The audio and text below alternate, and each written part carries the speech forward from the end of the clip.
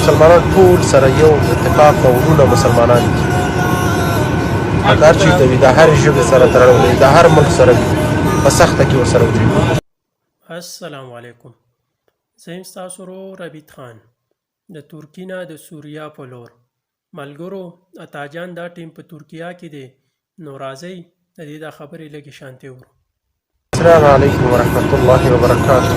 الحمدلله الحمدلله چې مسلمان یم. په دې سختو حالاتو کې خپلو مسلمانانو سره مرسته کوئ، هغه هم خواخوږي. د ترکیې هېواد نه مخ په سوریه په دې سختو حالاتو کې لاسونه پورته کوي او د الله تعالی بندګانو ته امین ووایي. بس مسلمانان ټول سره یو اتفاق او ورونه مسلمانان دي. هر چیرته وي د هرې ژبې سره تړاو لري، د هر ملک سره وي، په سخته کې ورسره ودرېږو. کله ناکله خواخوږي ورسره اعلان کړو. د ترکیې نه د سوریې په مخ او دعاګانې ستاسو.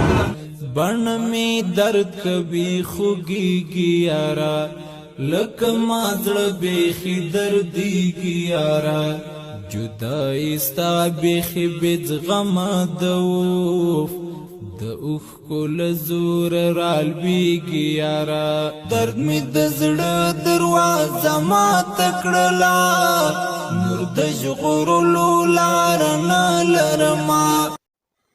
یا الله پاک چې دا تاجان په زړه څه ارمانونه وي تی ورله پوره کړي.